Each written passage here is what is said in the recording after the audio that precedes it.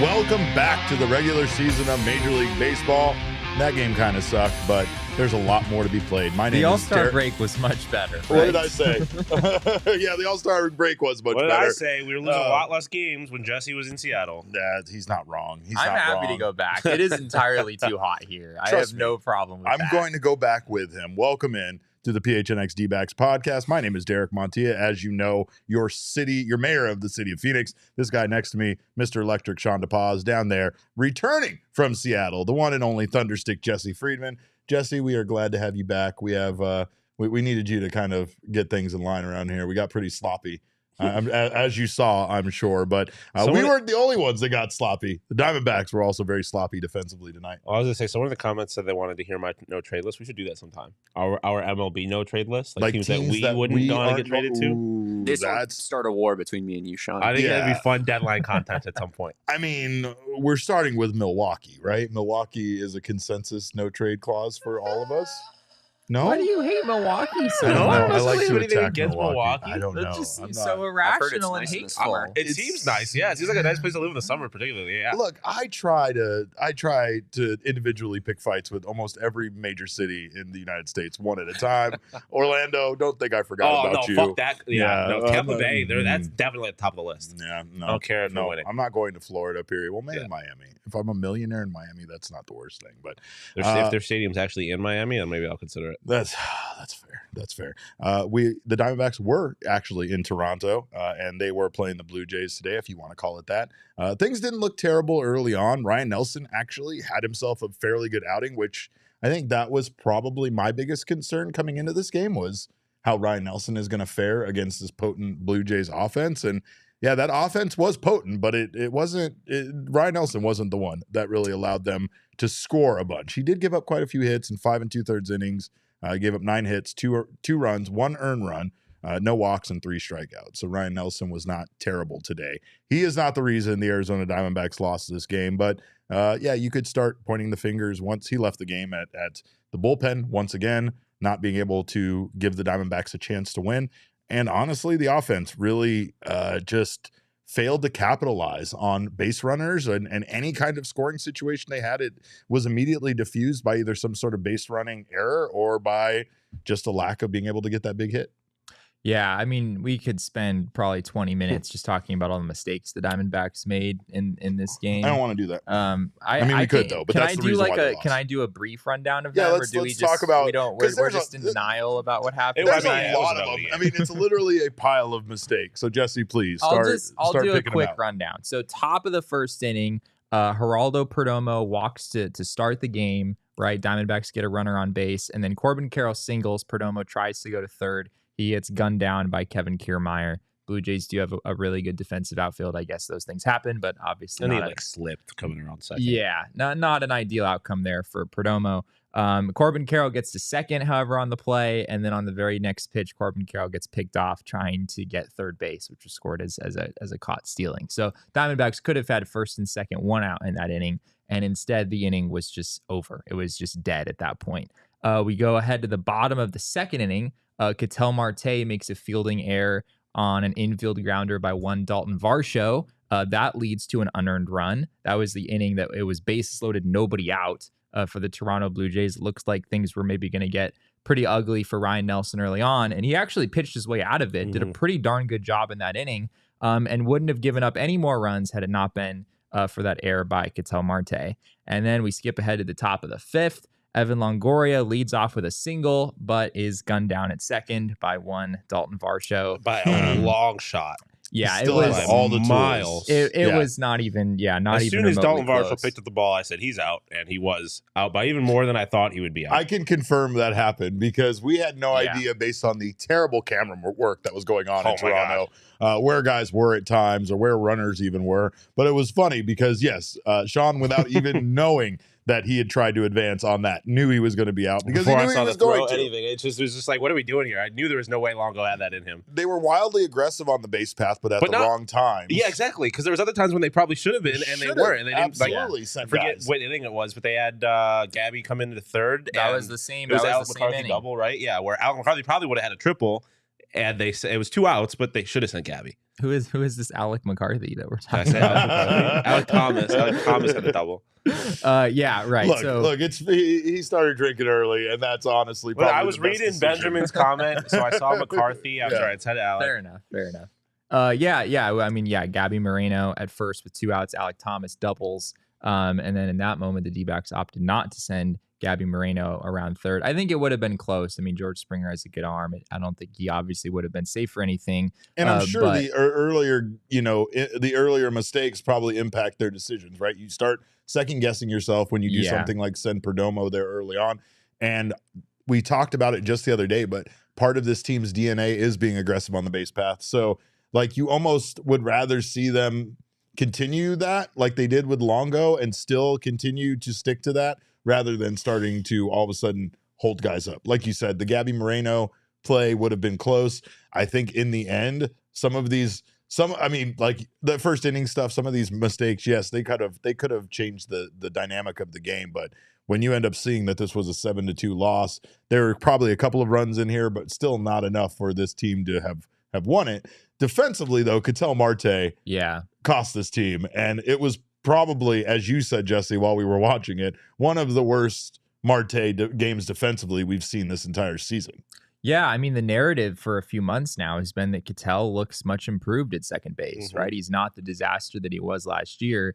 And today he looked a whole lot like the second baseman that he was last year. Just didn't have a whole lot of range out there. And his throws were just a little bit all over the place. I guess that takes us to the bottom of the 7th inning, which is really when the most egregious mistakes in this game happened. D-backs had an opportunity with first and third, 1 out, Brandon Belt at the plate to turn an ending any double play. It was about as tailor-made as you possibly could have had it. And I don't know if I would put the blame entirely on Ketel Marte, but he made a pretty poor throw to Geraldo Perdomo that did not put Perdomo in a good position.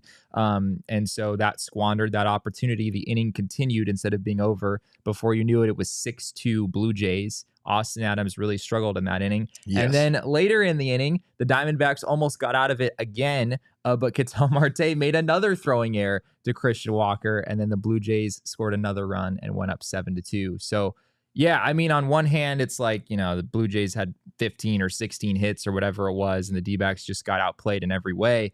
But I mean, you really don't know what this game would have looked like if the Diamondbacks had reversed even half of these mistakes that they made throughout the game. This game really should have been a lot closer than it was. As much as we as fans watching this see them go down 7-2 and think, well, that's over, you can't help but think that the players do too, right? Like the minute that they hit that point, it's over. So how are you mentally going to try to like be in a position to come back when you're like, fuck, we're down 5 runs, right? Like, and like you said, maybe you give up 1 run in the inning. I mean, honestly, again, going back, Ketel Marte makes that play. You give up no runs and you leave the 7th inning still tied 2-2.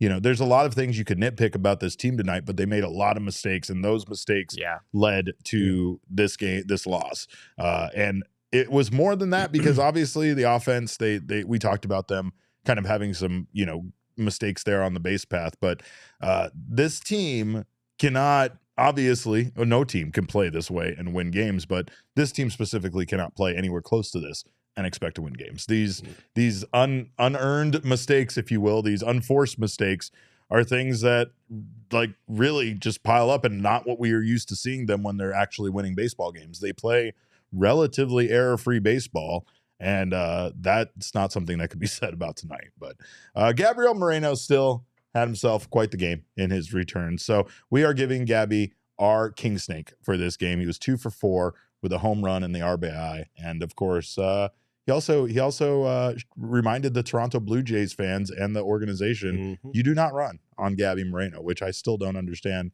what they were thinking. They of all teams. Of all teams. Yeah, come on. You should know that more. But thoughts on this game, especially considering that there are a lot of negative comments in our chat. A lot of people are very angry, and understandably so. We come out of the All-Star break. We want a better showing than that. Even a 7-2 loss could be not as bad as this. These self-inflicted wounds were hard to watch tonight. I mean, I am as dramatic as anybody, right? Like I have said, sell the teams multiple times tonight. If I'm being real, Like he DFA'd 6 players. If you're acting like this game crazy. fucking means anything, relax. Like, it's one game. Yeah. It's true. In a season in which they have, I think Doug Tamaro of ASU fame actually just tweeted out that if the D-backs go 500 for the rest of the year, they still win 87 games, which is as many as the Phillies won last year, who, if you don't know, ended up in the World Series. They were a wild card team, but they ended up in the World Series. Like, so, I mean, just calm down. Like, this, we know this team needs to make improvements, which they plan to do at the deadline. It was one game. It's the fact that we come out of the deadline. We were tied with the Dodgers. No, I mean, it's not ideal. I'm not trying to say it's not putting bad. it on the Mets tonight. Yeah, but I get it. But yeah, it is. And sometimes that's the biggest problem with us as baseball fans, with so many people in the chat at times. Like, I mean, I know you're upset about the losses, but don't dwell on them so much that one loss is going to cause you to legitimately think that the season is over. And you know, obviously saying it's 6 of the last 8, but no one was reacting like this when they won.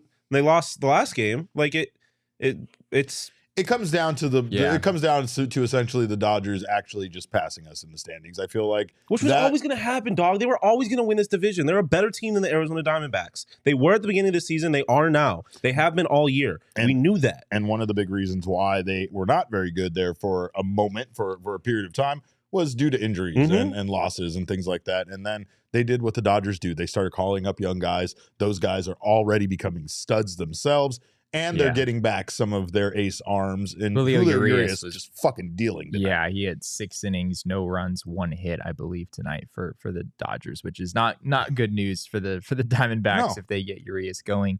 I mean, you look at the playoff picture, and I do very much agree with Shawn that this is just one game. And this was Ryan Nelson against Jose Barrios. Yeah. This was not really a game that was lined up in a favorable way for the Diamondbacks. But there is, I think there is some element that fans are feeling right now where your degree of insulation, like in the playoff picture, is almost down to 0 at this point. The Diamondbacks, as we speak right now, are 2 games ahead of the Cincinnati Reds or the Brewers, I guess, whichever team you want to say is not currently leading the Central. They're tied right now. D-backs are 2 games insulated from being out of the playoffs entirely at this point. And it felt like only a couple weeks ago where they were not only firmly in first place in the NL West, but all of those other wild card teams just weren't playing very well and didn't really seem like threats. Now the Marlins are playing well. The Reds are playing well. The Brewers are starting to play better. The Padres have started to play a little bit better. And so you just don't have that safety net that you did before. At this point, the Diamondbacks have to play fairly well the rest of the season in order to get where they want to go. No, that's it. And that's what it comes down to. I mean, we have been optimistic about this team. We have felt like this team played above their, I guess, above predictions, above for sure whatever we thought was going to happen this Everyone season. keeps talking about like the recent string of games, but like it was they got swept by the Mets. That was a bad series. Other than that, they've won their series they've played. Like this is one game in the first game of the series, and like Jesse said, in a matchup, like obviously the way it went was not ideal, but like the reality is if you were expecting a win in this game, you were being unrealistic. It was the pitching matchup, like Jesse said, did not favor the D-backs in the situation. Right. I think it also is just the way that the Diamondbacks lost this game. Yeah, I think that is making it a lot worse. Yeah, but it's just the number of mental mistakes that the Diamondbacks made tonight is you know.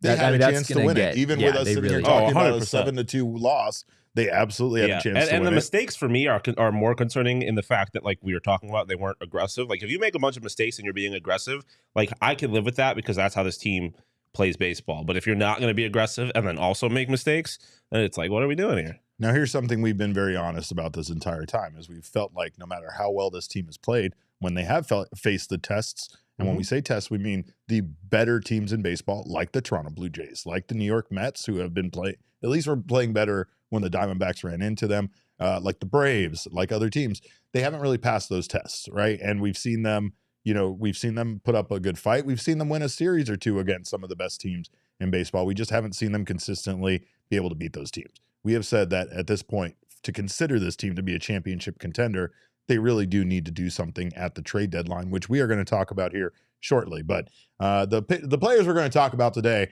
are not the focus of the organization. We know that position players right now are secondary to pitching, and we saw that today. We've seen that with the bullpen. We've seen that in the past with starting pitching. We still don't know what the Diamondbacks are going to do as far as potentially needing to replace Zach Davies or maybe one of these other arms that aren't Merrill Kelly or Zach Gallen in their starting rotation. But that should be their focal point. Really, if they don't do something to improve their pitching, this team, no matter how good their record is, no matter how good they've been at points this season, is still not realistically a championship contender. Yeah, and that's my point. Like, there's how I definitely reason to be concerned, but there's no reasons to be concerned that weren't reasons to be concerned before the All-Star break. Correct. Like, it's the same. It's the exact same team, Yeah. and we knew what they were. Like that.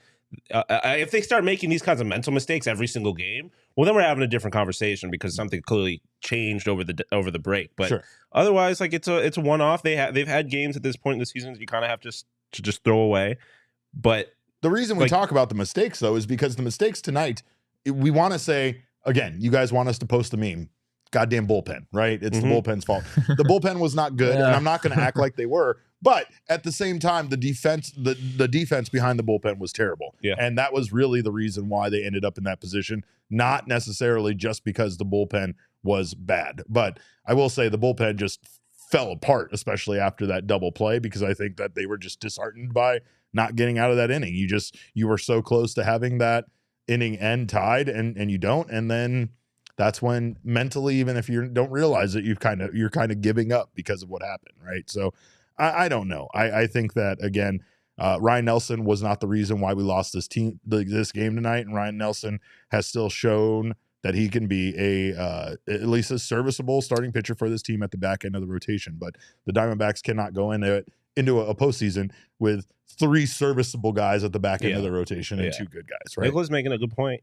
Maybe it's a little all-star game rust. The whole damn Blue Jays roster was playing baseball over the break, so they're in a little bit better baseball shape. Fair enough. We'll end it on that because that's absolutely a great point. But I'll tell you this, if you wanted to make some money, I don't know, maybe tomorrow, DraftKings, get down on DraftKings, Zach Gallen on the road?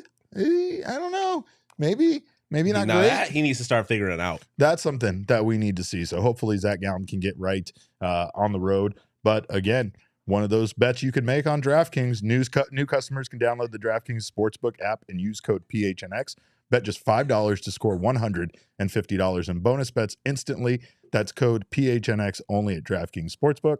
I still have all of my preseason Zach Gallen Cy Young bets on there. I have my Corbin Carroll. The end of the baseball season, when the odds were still good for him for the Roy. I'm treating myself good at the end of the baseball season. I got some futures that are sure to cash. Yeah. Oh yeah. I have futures, and then I have some insurance on those futures. So even if, like, hypothetically, don't say it. Yeah, hypothetically, you bet on Adley Rutschman to win Rookie of the Year, but then you also bet on Masataka Yoshida just in case. And then maybe some people would do that in the same situation in the National League. Not me. I would never do that. I would never bet against Corbin Carroll to win Rookie of the Year. I would never do that. But if I did, I would do it on the BetMGM Sportsbook app. He would also get down Ellie De La Cruz, and those odds are dwindling as the days go on. But now there's no shame to read you the disclaimer. You got Derek Monti to read you the disclaimer live. Gambling problem? Call 1-800-GAMBLER. Massachusetts, call 800-327-5050 or visit Gambling Helpline ma.org. In New York, call 877-HOPE-NY or text HOPE-NY 47369. In Kansas, call 1-800-522-4700. On behalf of Boot Hill Casino and Resort in Kansas, West Virginia, gambling problem, call 1-800-GAMBLER or visit www.1800gambler.net. All games regulated by West Virginia Lottery. Please play responsibly in partnership with Hollywood Casino at Charlestown Races, Connecticut. Help is available for a problem. Call 888-789-7777 or visit ccpg.org. 21 and over in most eligible states, but age varies by jurisdiction. See DraftKings.com/sportsbook for details. State-specific responsible gambling resources. Bonus bets expire 7 days after insurance. 1 boost per eligible game. Opt-in required. Max $50. 10 plus legal requirements for 100% boost. Eligibility, wagering, and deposit restrictions apply. See at sportsbook.com.draftkings.com/baseball terms. I did my best. The show's over now, right? Yeah, that's what I'm Sean are going to have to play games to entertain ourselves over here. Well, we thank you guys for being here in the PHNX Sports YouTube channel. If you haven't subscribed to the channel, do so now. Sign up for notifications. That way you don't miss when any of our shows go live. Give us a thumbs up just in honor of Jesse being back. If you're listening on the audio podcasting side, please subscribe to us there. Leave us a review. We always appreciate that feedback. grab yourself a Diehards membership over at gophnx.com. If you already are a Diehard member, we thank you so much. If you're not, join us on this wagon. Of course, you get not only your membership paid for instantly with gift certificate from Mountain Mike's Food, as well as Mountain Mike's Pizza, as well as the Dobson Ranch Golf Course Ranch Card. You also get a free piece of merchandise from the PHNXlocker.com, 20% off all future purchases, get access to our members-only Discord, as well as all sorts of benefits from our partners. You get Jesse's newsletter, Full Count. You get access to our did I already say members-only Discord? I'm just talking in circles now. I don't know what you said. We have all sorts of wonderful benefits. Come join our family. Join us now. You get access to events. Members get discounts on events, and including events like our upcoming D-backs takeover on July 25th. We will have a burger bar, slider bar, have all you can drink. We're getting smashed and taking Ubers home. Derek, Derek and Damon. Yeah. Oh yeah, we know we're going. If you want to see this show live, chances are it's going to occur once we've had too many beers. So make sure to join us for that. And of course, we've got some good seats in the outfield where we can catch and fly balls. This guy has to bring a glove just to protect himself. But yes, thank you guys so much for those of you that have already bought tickets. Remember, those are limited, so don't miss out. You guys get down on those takeover tickets immediately because again, burger bar. We're going to have the mac and cheese. We're going to have French fries. We're going to have all sorts of wonderful stuff. So make sure side salads rock. Side salads very underrated. But of course, now is time for us to talk about the Arizona Diamondbacks making some trades at the trade deadline. And that trade deadline is sneaking up on us pretty fast. We're 16 days away. Diamondbacks, of course, as we have talked about, we're planning on being aggressive. Mike Hazen was planning on being aggressive. So how aggressive is he going to be? Well, we know that the targets are pitching arms, obviously, as we discussed before, but we've also talked about Mike Hazen's comments about adding a power bat, and that could come in the form of one of two sluggers from the St. Louis Cardinals. Yes, we're going there. We are doing this. We are going to talk about trading for Paul Goldschmidt, but first, we're going to talk about trading for Nolan Arenado because that is a topic that's kind of popped up recently. There's been some discussion about maybe the Diamondbacks having interest or maybe the sides at least discussing potentially a trade. We also Perdomo's potential tampering at the All-Star game. Yes, that's what we knew he was tampering. we knew it was tampering the whole time. But yeah, rumors are heating up a bit about Arenado possibly coming to the Valley. Is there any truth to it? Who knows? We do have a tweet from Gambo that kind of rains on our parade. But before we get there, let's talk about some of his numbers. Yeah, Nolan Arenado, pretty typical Nolan Arenado year offensively. 283, 332, 518, 19 homers, 62 RBI. I mean, you look at, on this pace over the course of a full season, you're looking at 35 homers, 115 RBI, something like that. 2 wins above replacement from Fangraphs, which is actually pretty low for Nolan Arenado at this point in the season. And the big reason for that is that Nolan Arenado is, at least according to the defensive metrics, is not really a very good third baseman anymore. Whoa, which sad. I was pretty shocked by. If you look at Nolan Arenado's defensive numbers, both of them, both outs above average and defensive runs saved, are clearly in the negative, which obviously Nolan Arenado is generally leading the league in one or both of those categories pretty much every year.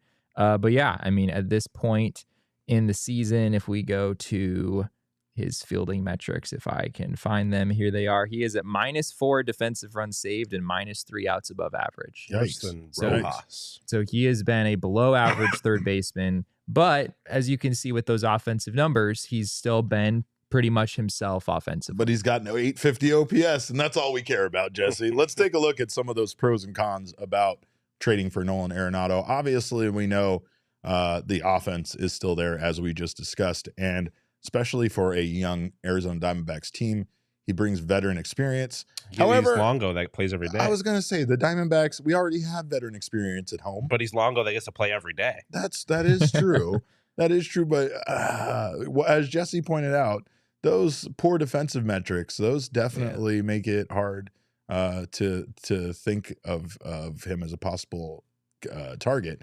Now, one of the things that Jesse says here is that a pro could be potential low prospect cost, and I've seen that kind of differing based on just rumors and speculation mostly. But that's a big part of this situation, right? Is what is it going to cost for the Arizona Diamondbacks to get somebody like this? And then on the con side, the financial commitment, what his contract already is that the Diamondbacks would have to take on, and the fact that he is under team control through 2027. Yeah, he's due to make about $13 million for the remainder of this season, $35 million in 2024, $32 million in 2025, $27 million in 2026. And then the Cardinals also gave him one more year on top of his original deal. So he will make $15 million in 2027. So altogether, that's about $122 million that you're committing to Nolan Arenado from now through the end of the 2027 season, which is, that's 4.5 years of Nolan Arenado altogether. He also has full no trade protection.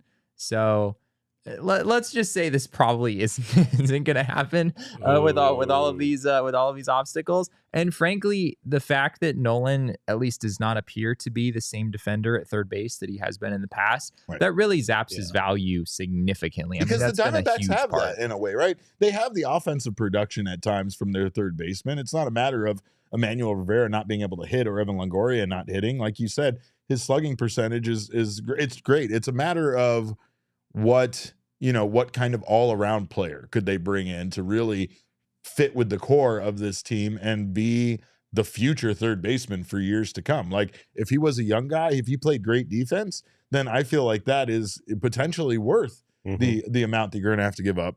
However, you're saying that it's not going to take potentially a Drew Jones or Jordan Lawler. I don't think so. You would think it would take maybe like a Dominic?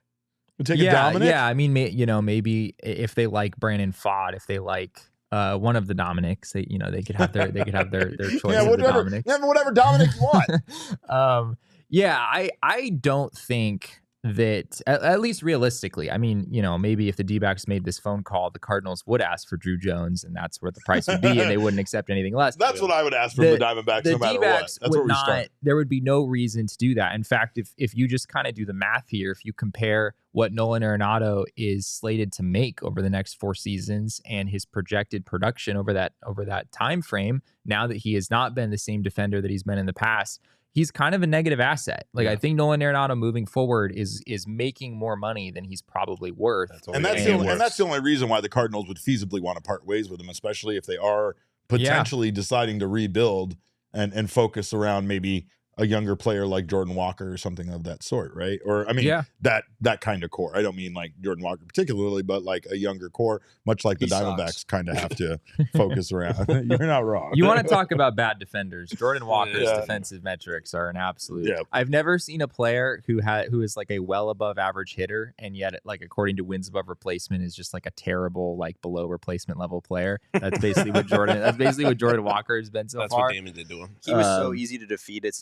that was one of Damon's first opponents. That was level 1. He wasn't even an end boss. Me and Ellie are currently in a locked-on war. Oh yeah. Ellie's like Mike Tyson and Punch Out to Damon over here right now.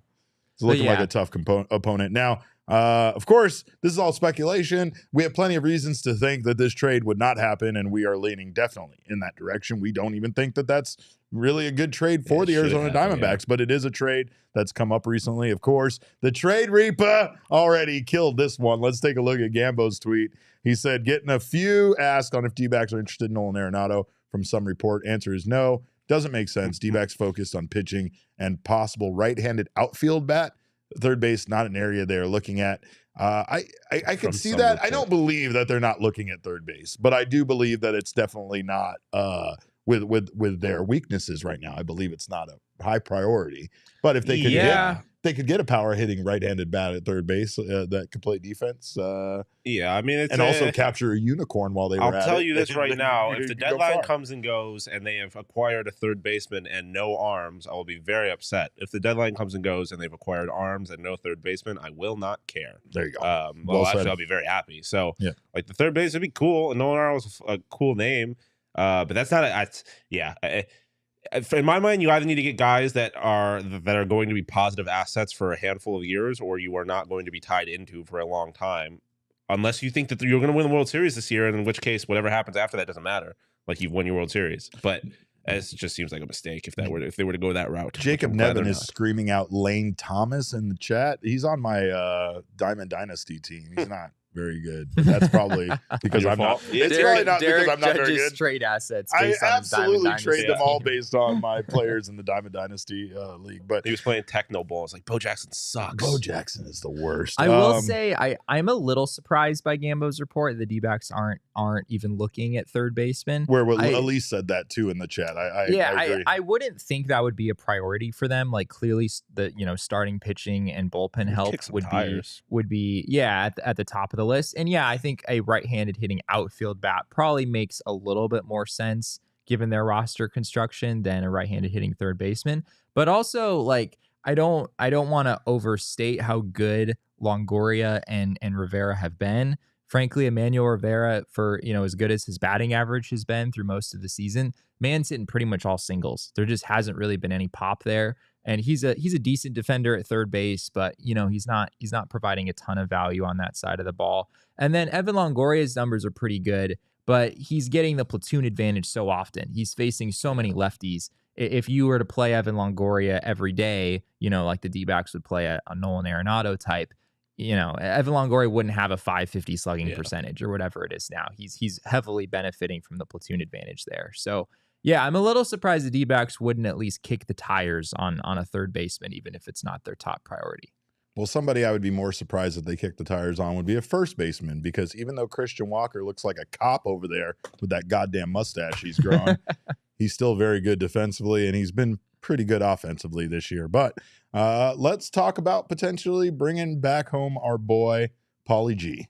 Paul Goldschmidt.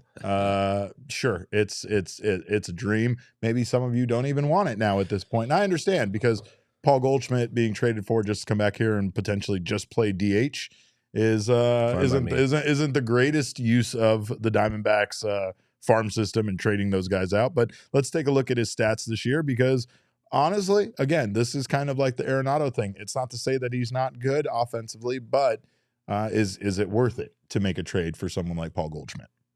And obviously, all depends on the price, but man, it would be really fun. Didn't you guys talk about this on TPSP a few weeks ago? Probably, yeah. It got brought up earlier today, and then Mac had brought it up a couple weeks ago. Mac just won't stop bringing it up. Yeah, she literally will not. She brought it up the other day. She can't stop talking about it.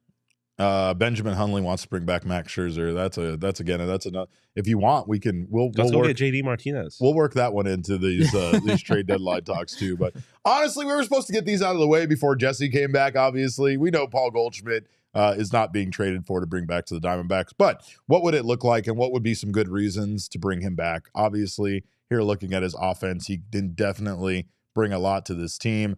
Obviously, it's going to make the fan base pretty happy to have Goldschmidt back in a Diamondbacks uniform. I feel like that would be most of the reason you do it. Let's take a look at the pros and cons, and that is one of our pros. Nostalgia. Nostalgia and nostalgia. We got that one in there twice, but also excellent right-hand bat, obviously. That's probably the biggest pro of bringing someone like Goldschmidt in, is just evening this lineup out, giving them that option and having that threat constantly offensively that can win you baseball games.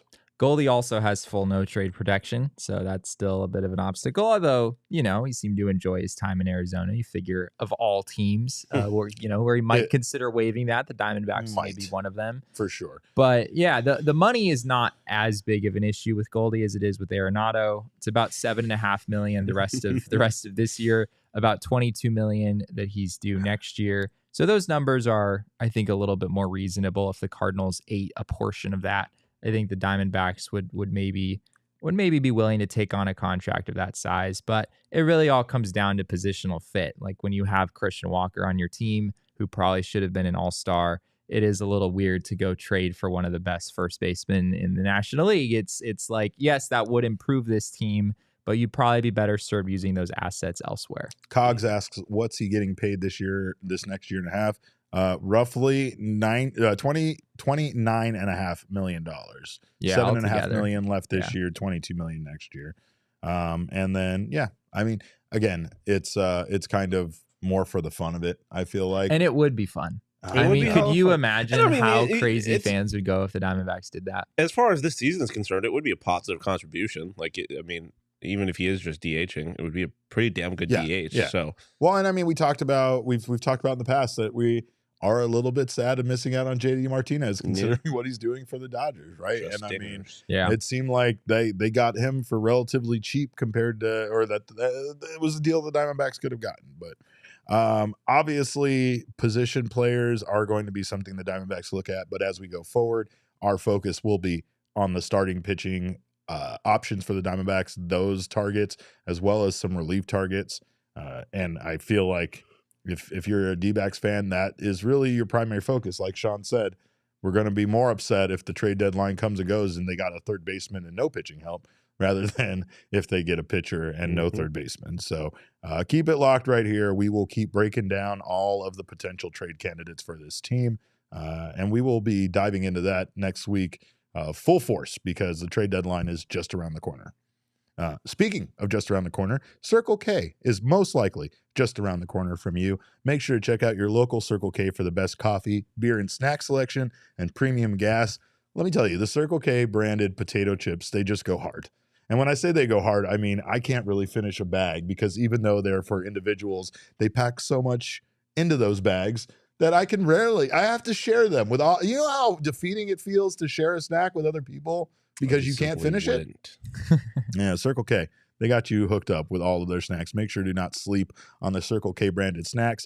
Right now, you can buy Powerade 4 for $5 and be entered into a contest to be one of 10 finalists to win a 2023 Ford Big Bend Bronco SUV. I want it. I want it. Too bad. I want it. That's my dream car. That is it could be stay your dream car. Is going to be my car. It's going to be not after I steal it from you, and then I will kill you, and it'll be my car again. I will. It's my car. Technically, you're on the gas pumps this month, so I don't believe that you can even be part of the contest. I heard I was in the gas pumps in Las Vegas. You know, I had yeah, right. Shout out to Open Mike Eagle, my buddy who's a rapper, who was driving into town and he saw me in like Yuma. So that's kind of wild that we stretched that far. I didn't know that was a thing, but shout out to all the good people in Yuma. Also, make sure to check out Beatbox Hard Tea. They have them buy 2 get 1 free, and of course, hard teas are hard. They go hard. Make sure you're not missing out on all this great stuff right now. Text PHNX to 31310 to join their SMS subscriber club and get a buy 1 get 1 free offer on 32-ounce Polar Pops. Head to circlek.com/store-locator to find Circle K's near you. And while you're there, check out Four Peaks, the official craft beer of the Arizona Diamondbacks. They have their Rattle On Red Ale, something special to drink when you're watching the defense play poorly, I guess you could say. If you're at Chase Field, make sure to check out the Four Peaks Draft Room. It's located on the suite level, and they have all the Four Peaks beers there, so make sure to check out the wide variety they have to offer and the delicious beers. You'll find your favorite that way.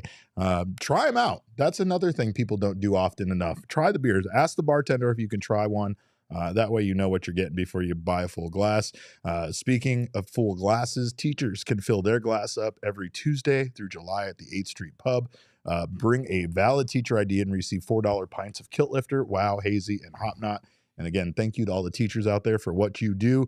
We know you're going to be back in the classroom soon, and it's going to be entirely too hot out for you guys to be back in the classroom. Did you see the deal that they're doing?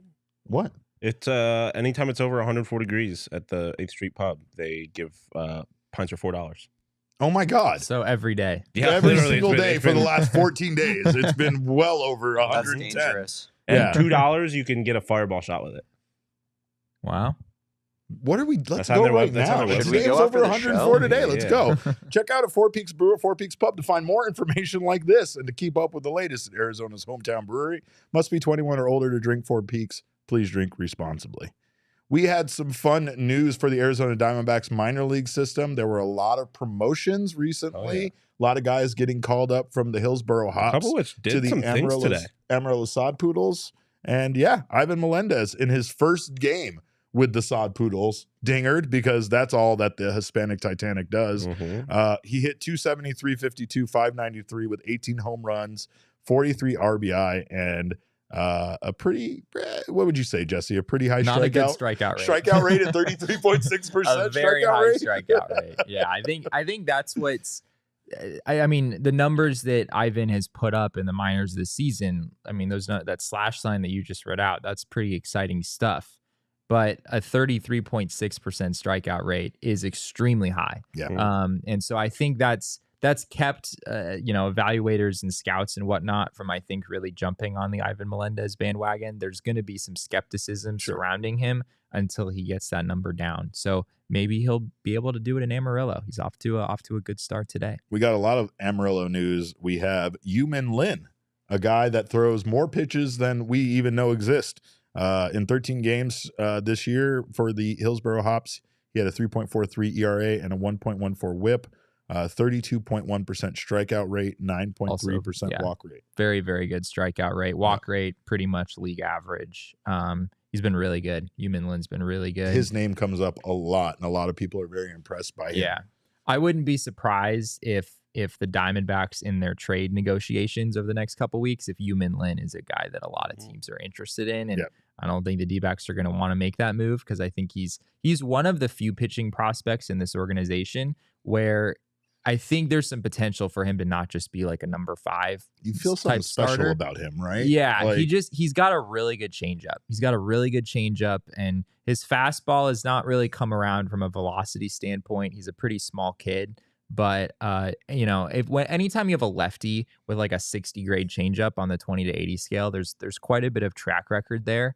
So I think the D-backs are pretty excited about him, and I'm sure other teams probably would be as well. Oh, yeah. In other Amarillo news, Davison De Los Santos was activated. He was on the development list by Amarillo. What does the development list mean, Jesse? It's basically when a minor leaguer is really having a rough go. Struggling. And they're like, we're just going to get you out of here and take you to Arizona, usually. Like the Arizona Complex League.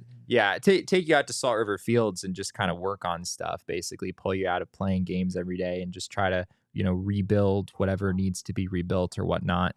But yeah, Davison De Los Santos, couple weeks he spent on the development list. He hit 206, 269, 308 for the Amarillo Sod Poodles. Nearly a 60% ground ball rate. Yeah, he's just rolling over the top a ton this year. And, that's not ideal for a guy like Davison De Los Santos who has tons of raw power. You're kind of cheating yourself if you're just like banging it into the ground all day. So, yeah, the D-backs seem to think that they've maybe figured something out there, and we'll see what it looks like now that he's back up in Amarillo. There are a lot of things I'm excited about, Melendez being one of them, Yu-Min Lin being one of them. But Jesse, the thing I'm most excited about, Christian Robinson has been promoted from the Visalia Rawhide to the Hillsborough Hops. That feels pretty fast for me. But then at the same time, too, I remember that Christian Robinson was like he was on the path to being like he's already played in high baseball, A. right? He's returning to a level he was already at. But it means that he has acclimated back to playing baseball and is finding success at it. He hit he slashed 274, 394, 436. He went 16 for 16 on stolen bases. And again, much like Ivan Melendez, he had a very high strikeout rate. So that's something really to work on. But offensively, so far, his numbers are trending in the right direction. And he looks like he is, maybe getting back on a path to being a Major League Baseball player one day, which something we were very skeptical about ever happening. Yeah. It's obviously a positive move for him, moving in the right direction. When I interviewed him back in 2019, he had just been called up to Kane County, which was the D-backs high A affiliate at the time. He was coming from Hillsborough. Now it's kind of backwards. He's going from Visalia up to Hillsborough, which is now the Diamondbacks high A affiliate. But I remember him talking to me about just how much he loved playing in Hillsborough and how much the fan base really got behind him when he was there. The Hops are such a great organization. Yeah, I'm sure he just loves this. I'm sure he's just going to love getting back there. And I'm sure that the fans will be just as supportive of him now as they were back then. We also got some exciting promotions to the Reno Aces, including Ryan Bliss, who has been the talk. Stole base today. He's been the talk of the organization. You, speaking of talking to, talked to Ryan Bliss during the Futures game there in Seattle. So what was your impression of him? Was that the first time you got a chance to meet him? Yeah, he's fun, man. He's really fun to talk to. Ryan Bliss is just super, super bright, very well-spoken, just a lot of fun to talk to. All of the intangible things are clearly there, like very clearly a high makeup guy, a guy who, is going to get the most out of the skill set that he has. And he put up really big numbers this year in Amarillo, 358, 414, 594. Those are, obviously it's Amarillo and you have to take the numbers with a grain of salt, but that's big time offense for a second baseman. He stole 30 bases, hit 12 home runs there. Well-deserved opportunity getting up to Reno. And I wouldn't count it out as at least a possibility that you could see Ryan Bliss in the majors at maybe in September of this season. If he comes up to Reno and knocks the cover off the ball, I think it's possible. Hot take. I love it. Oh, I yeah. love it. Well, and we have seen guys move through the system fast, and there seems to be something about that transition from Amarillo to Reno, especially for hitters, where they're like, yeah, you got it. Like, these crazy numbers that you're putting up now, we have no way to really judge if these are real or not, because we know that both of these ballparks are very hitter friendly, even though they won't publicly admit that. Speed is always something you can use. Yeah. You can always benefit from speed. Well, and I mean, honestly, You want to talk about second base defense and the kind of night that Ketel Marte had tonight? Right. Ryan Bliss is a really good defensive second He's baseman. fantastic. Yeah. Another guy, tell us a bit about Josh Green, because you told me that the Carey twins actually were very high on him. Yeah, Josh Green, 2.05 ERA this year in Amarillo. This one kind of was under the radar. He's been in the Diamondbacks organization for a long time. He's been demoted. 28 years old, right? 27, I believe. Old, yeah. He's been in Reno, but he was sent down to Amarillo. Now he's moving back up to Reno. But yeah, I mean, he's just like a sinker slider guy with kind of a funky arm slot. 2.05 ERA, 0.91 whip, a 174 batting average against, and a ground ball rate of about 60%. So he's just getting tons and tons of ground balls in Amarillo, which of course is the way to pitch if you're in Amarillo or if you're in Reno, right? Keep the ball on the ground. Yeah, I think the D-backs might have themselves a reliever here. It's very much an unconventional path that he's followed, kind of getting close to the majors and then backing up a little bit and being 27 and still not having pitched in the majors. But if he comes up to Reno and has success, I wouldn't be surprised if he came up to the big leagues at some point this year too. We had one more promotion, Adrian Del Castillo. He's a catcher. He's also a designated hitter. He plays some outfield as well. He got called up from the Amarillo Sod Poodles to the Reno Aces, and not a lot of people know a lot about Del Castillo. Yeah, interesting catching prospect. The D-backs have not, their track record developing catchers isn't great. Obviously, there was Dalton Varsho, but they converted him to an outfielder because doing the catching thing was a little bit of a struggle for him. We convert them into great other positions. Is Yeah, what we do. yeah. Del Castillo is going to be a killer shortstop in a few years, is what we're trying to say. No, I don't think that's going to happen. But he has taken a step forward, I've heard, this year. Defensively, in particular, it sounds like he really does have a legitimate chance to stick at catcher in the big leagues. Probably more of a backup catcher profile, I would say, but I think he has the potential to be an above average hitter in the majors, at least as far as relative to other catchers in the league. 273, 386, 505. Pretty good numbers this year, even relative to Amarillo. So yeah, he gets the call up, and this has been a big year for him. He really struggled last year in Hillsboro, but this year he moved up to Double-A, and his production has actually increased significantly. So be interesting to watch how he does. Very interesting to watch how a lot of these guys come along, especially like Jesse said, some of these guys that could potentially make their way to the Diamondbacks here by the end of the season. Nate Cleveland in the chat said Mike Carroll All-Star jersey showed up yesterday. Congrats on that. That's Nice. awesome. I was at Just Sports today and I saw it there. I saw the Corbin Carroll All-Star t-shirt. Was very unimpressive. I hate to say that. It didn't have the cool waves in it. Oh. It was just like a black t-shirt that said National League on the front and had his name and number on the back. So it was kind of plain, but speaking of Corbin Carroll and the Sod Poodles and the Reno Aces, we got some fun promotions from these teams coming up, including this very weekend. We have this guy popping up, Corbin Barrels, making his way to a Amarillo Sod Poodles game near you. I believe it's on the 16th. They are giving away this bobblehead this weekend. This is incredible, mostly because this was a goddamn meme that they made, you guys. They made a Corbin Barrels meme where they put Corbin in a barrel. It looked exactly like this. I know that because I stole it from him and I put him in a Diamondbacks hat, and I very much still have that meme. But I love it for that reason. I also love it because I'm sure maybe he's had other, but is this maybe the first Corbin Carroll bobblehead in existence? I don't know if we've ever gotten one in the minor league level or not, but that's awesome. It's got the great Sod Poodles jersey and hat on, so that's amazing. And we may just be giving one of these away very soon. We might be getting one from our friends at the Sod Poodles to give away to you guys. So stay tuned and do not miss up. Missed that. Another weird minor league promotion within the organization or within the system is that the Reno Aces are having Reno Aces Paper Company night.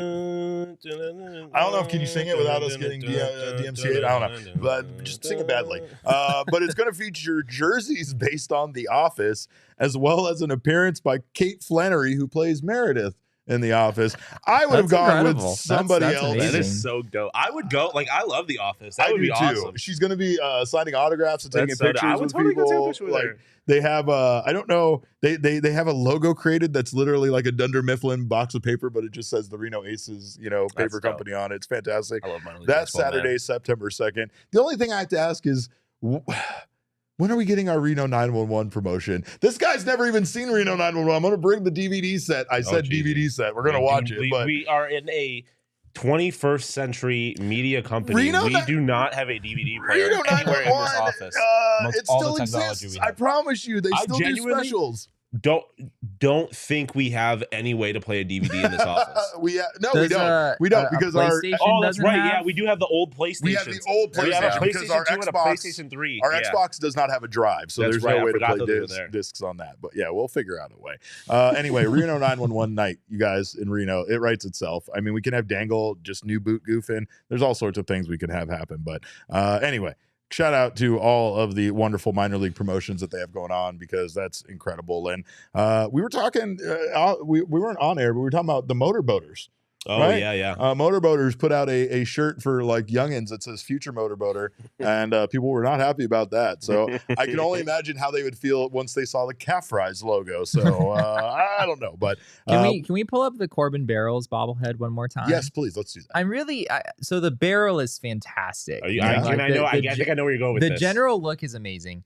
The problem is I don't know if that really looks like Corbin Carroll. It Well, absolutely does not. It does not look like does Corbin he Carroll rock in the any facial way. hair like that? Like he Yeah, has a like- goatee. This reminds me of when I started working at this company and we all got our little cartoon Yes. logos. Yeah. And Yeah, Eric Jesse's or whoever poor. it was who made that yeah. fully bought into my facial hair at the time and made it look way more Which it full was- than it yeah. actually It was. was, and it was which I just kind of temporary. It was appreciated. temporary at the But time. I just don't know if Corbin Carroll's facial hair is quite as But he also has a Quite to goatee. Like, this unless this is from when he played there and he wasn't wearing it like that. Like, there's no hair on the sides.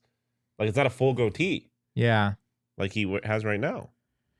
I It's don't- still really nice. I don't know It's what to still tell really you guys. nice. Sometimes bobbleheads do not look like the people. That's the reason why I was glad Josh Colementor was on this team. No matter how much they tried to make a Josh Colementor bobblehead look like Josh Colementor, it looked like me, just me, and only me. And I appreciate that. And I am, for one, am thankful that Josh Colementor was a member of the Arizona Diamondbacks organization. But you should be thankful because if you don't already own a pair of good sunglasses, we got the perfect sunglasses for you. We know you live in Arizona, except Elizabeth. We know she lives in New York. But Shady Rays, even for Elizabeth, we all need to get some good sunglasses, and Shady Rays has gear built to last. They're an independent sunglass company with a world-class product, and they also have the craziest, most insane protection plan in all of eyewear. Every single pair of their sunglasses backed by a lost and broken replacements plan that shouldn't even exist. They shouldn't even exist. They shouldn't just give you a free pair of sunglasses if you lose or break your Stop. pair. They don't need to know. They don't need to know. Like do they know? Do they don't. understand? Do they know we lose them all the time? I'm probably losing my sunglasses right now as we Snitching speak. out here. Oh man! But I found mine the other day and it was a pleasant surprise. Yeah, I was so Jesse leaves overjoyed. his at the office all the time, but he also leaves his laptop here. And I That's know a for whole a other fact the story. laptop is not on a lost and broken replacement plan. But if you do lose or break your Shady Rays, even on day one, they told us they will send you a brand new pair, no questions asked. You can also shop their entire collection at their brand new location at Kierland Commons, a full stop shop for all things Shady Rays. That way you can try them on, see what you like. If you're ordering online and you don't know for sure, Shady Rays will let you exchange them for a new pair or return them for free within 30 days. There's no risk when you shop. Their team always has your back. And of course, exclusively for our listeners, Shady Rays is giving out their best deal of the season. Go to shadyrays.com and use code PHNX for 50% off 2 or more pairs of polarized sunglasses. Try for yourself. The shades rated 5 stars by over 250,000 people. And of course, the Diamondbacks are going to be back in town soon. One great way to go see them, of course, is to join us for our takeover events. But if you can't join us for takeover events, make sure you get your tickets through Game Time. Game Time is the place for last minute ticket deals. It is for procrastinators. It is made by procrastinators for procrastinators. And it is the fastest growing ticket app in the country for a reason, because we are all procrastinators. Snag the tickets without the stress with Game Time. Download the Game Time app, create an account, and use code PHNX for $20 off your first purchase. Terms apply. Again, create an account and redeem code PHNX for $20 off. Download Game Time today. Last minute tickets, lowest price guaranteed. And this weekend, if you want to relax, enjoy yourself, and just take a little bit of the edge off, Like a wink check off? out a wink of the edge off. Check out this THC based seltzer that we have down here called Wink. That's WYNK. How high will it get you? Just a wink. And it's the perfect THC to CBD balance, because there's an equal dose of both. CBD is like THC's, as they describe it. This is a great description. It's THC's laid back friend who keeps the party from going off the rails. Is that like me? Yeah, Am I the Jesse. analogy? Jesse is the CBD of this podcast, 100%. It's balanced, it's light, it's social. It's not going to get you too high with just their, I believe, just 2.5 milligrams in their Wink can. So make sure to check out. They're currently available in 11 states, including here in Arizona. So Wink is made in-house, no third-party producers. You can check out Drink Wink. That's drink, WIYNK. .com and countdowndrink.com to utilize their drink finder to locate a store near you. You can also order directly online, and that is for Wink only and their 2.5 milligram cans. So make sure to check them out, their website. Well, we hope you guys have a wonderful weekend. We hope the Arizona Diamondbacks have a much better weekend than this Friday kicked off. You mean Wink End? Right? Get out. Just go. I said you were the CBD of this podcast. I didn't say you were. Thank you. Boo this man. We thank you guys, of course, for being here in the chat, whether you were happy or sad about being here. We're thankful you're here anyway, whether you were here to complain or just here to talk about baseball. We appreciate your time. You can follow us on Twitter. I'm at cap_caveman with a K. This maniac is at Shawn DePaz, at Shawn_DePaz. That guy over there is at Jesse N. Friedman. The other maniac behind the Mac, that's Damon. We are Damon Dogs, by the way. He is at Damon Dog. That's DAWG. Of course, our show's at PHNX_DBacks, and all roads lead to at PHNX_sports on Twitter, Instagram, and Facebook. We thank you guys for joining us. Like I said, whether you're angry about it or happy, and we appreciate your time. Have a great weekend. You son of a bitch. Yeah, get this guy out of here. Oh, damn it. Get out of here, Mo. Thank you again for being here. And remember, kids, baseball is fun, but it's so much more fun when you make that inning-ending double play, Ketel Marte.